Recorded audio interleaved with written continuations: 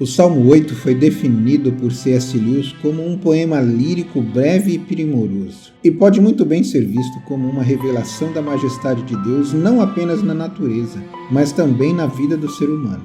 Escrito por Davi, muito provavelmente sob o céu de uma noite estrelada, dá claro testemunho de que o poeta hebreu não via a natureza como um fim em si mesma.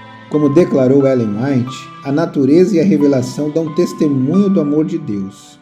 Nosso Pai Celestial é a fonte de vida, sabedoria e felicidade, diz ela. Ampliando a ideia do salmista, ainda nos convida a olhar para as coisas maravilhosas e lindas que há na natureza e observar como, de forma surpreendente, elas se adaptam às necessidades das pessoas e de todos os seres criados.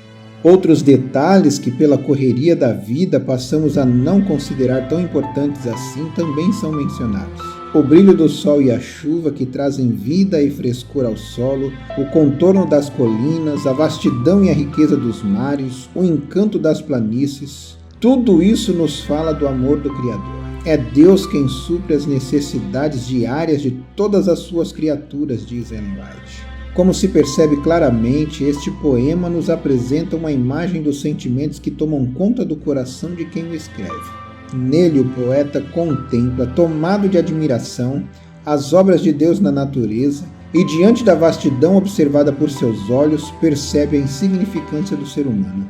No entanto, sua descrição e encantamento estão limitados ao que ele consegue enxergar. Hoje, um pouco mais de 3.000 anos depois, com as descobertas da astrofísica e da conquista do espaço, tendo à sua disposição os espetaculares telescópios e as imagens de satélite para ampliar sua visão, Davi ficaria ainda mais espantado. Contudo, no poema também chamado de um salmo de louvor à dignidade do homem, assim que se dá conta de tudo o que está diante de si, das dimensões de tudo isso em relação ao homem, o salmista reconhece a verdadeira dignidade do ser humano. Imagino-o deitado de costas no chão, olhando para o céu e falando alto consigo mesmo. Quando olho para o céu e contemplo as obras de teus dedos, a lua e as estrelas que ali puseste, pergunto: quem são os simples mortais para que penses neles? Quem são os seres humanos para que com eles te importes? Salmo 8, verso 3 e 4. Suas conclusões, porém, não param por aí. No entanto, os fizeste apenas um pouco menores que Deus e os coroaste de honra e glória.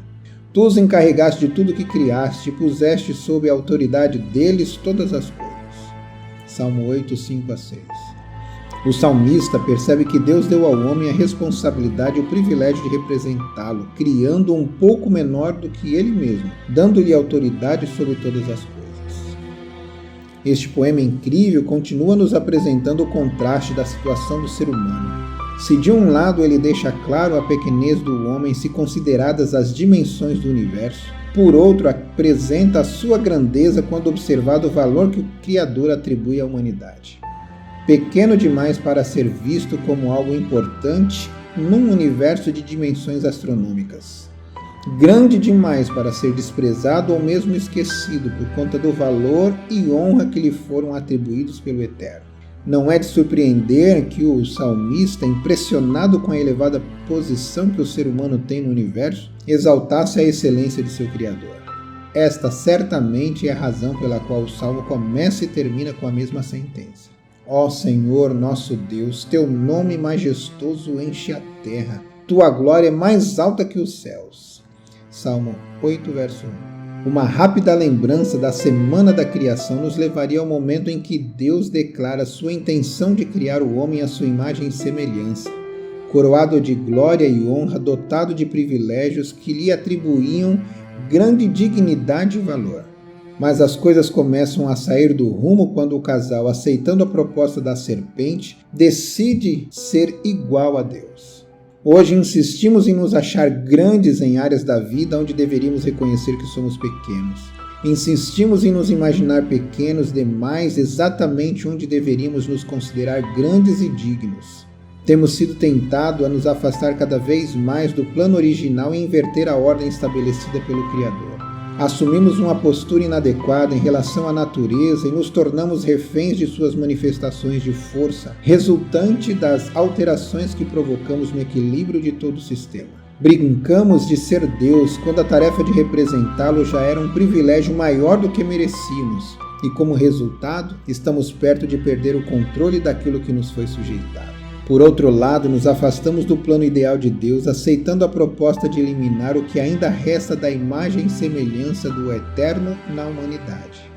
Andando pelas ruas, e já não importa mais a hora do dia ou da noite, nos deparamos com nossos irmãos, outros filhos de Deus desfigurados, abandonados, famintos e destruídos, exatamente porque deixamos de lado a consciência de que Ele nos criou um pouco menor que os anjos. Mas essa imagem não está diante de mim apenas quando olho através dos vidros, geralmente fechados, do automóvel que me serve como transporte.